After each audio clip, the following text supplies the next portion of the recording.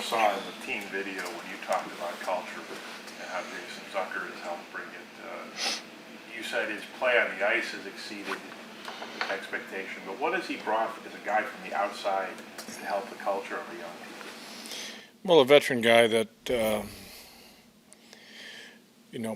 proves that with effort and doing the right thing, being prepared to play every game, bringing it every game, and that the first thing you do is look at yourself. Look at your game before you look at anybody else's game. I think those are good guys to have around your players. You guys are 9-3 in the last 12 in this thing. A lot of teams and a lot of seasons could go very south. And how has that translated that you're trying to build a culture here and you've been able to keep your season going? Because we're trying to develop a belief in how we play, that you can consistently win hockey games. And we don't want to take any steps back, and we want to use every game as a platform for either learning from our mistakes or getting better at what we do. And I think last game was a great example of taking a step back in the first period and then playing probably two of the better periods I've seen us play, which tells me we've been able to, right the wrong right away and realize that the way we need to play to win is right there in front of us. It's taken longer than you would have liked, but is this the culture you envisioned when you got here, what you've been seeing maybe in these last 12 games or so, or since the beginning of March? Yeah, I think we're getting there. A team-first attitude, what give yourself up for the team, whether that means you have to put away some of the stick handling and dump pucks in and get it in behind. We're getting there. As I said, we're working on it. This is it's not a place we want to be, but we want to get something out of. When we started this, 15, 20 game, about digging in and trying to gain traction. Who maybe embodies sort of what you're saying there, selfishness, being willing to do it. I mean, he came in, he adopted whatever role that he could, he earned a spot, and his game. He might be one of the best examples, for sure. Never has a bad day. Probably one of our top practice guys when it comes to how hard you work in practice.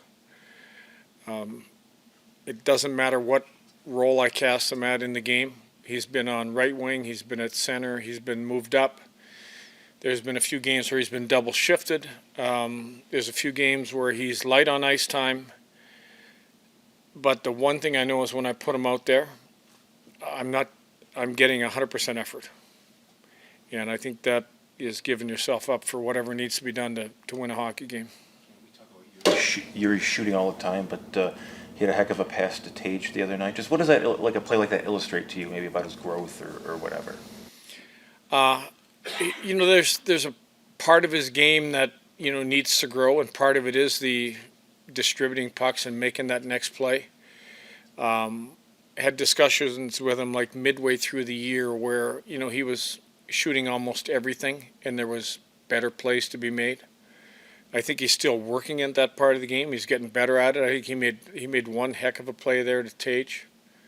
And at the same time, knowing that anytime he's inside the dots with the shot he's got, we know he's dangerous. Is that a delicate balance, though? Because he's a shooter, and obviously there's an emphasis on shooting. So maybe he's a shooter, but he's a centerman. Mm-hmm. So there is a balance there for sure. Does he look more like himself in the last few games to you? Yes. I said. Didn't seem like he was quite there in the first couple games, but I think you can see the difference now that with him skating the way he is and pushing people back and playing as well as he's played in his own end, it makes a difference for our club. I know if I ask you about numbers, you're going to say the most important numbers are 9-3 in the last 12 games, but you're at 898 now. I mean, it didn't look like you were going to have a shot to get to 900 this season. I could care less about 900, seriously. But you understand the significance historically. Only 4 guys have ever done it. Yeah. There's only one thing. We want to win hockey games, really. That's all we want to do, consistently win hockey games. Not about me and how many games I've won. It's about our team needs to consistently win hockey games, and that is really the whole focus. And you're driven by the fact that the 9-3 is really. I'm driven by the fact that I didn't get this team where I needed to get this team soon enough. That's what I'm driven by.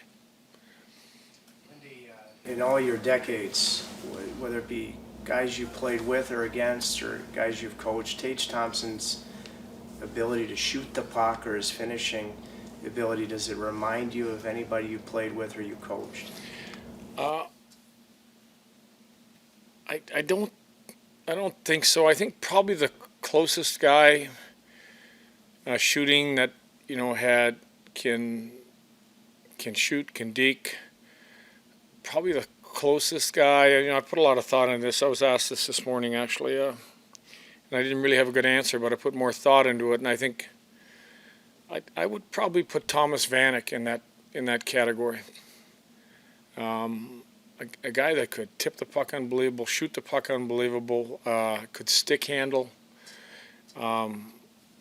Thomas was a hell of a player, and I see some of that in, for sure, Tage. There's some similarities there where Thomas could rip it, Thomas could deke his way in, and there was goals that he scored that you would wonder why the goalie didn't make the save, but it's just the way those guys shoot the puck. Alex Tuck is, for forwards, he leads the league in block shots, steals.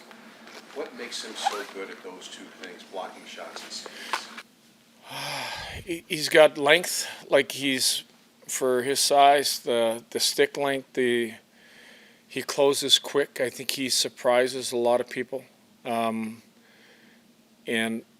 it's one of his greatest assets. He can, when I think a player thinks he can get away for or get it by him, he's got a really good stick. And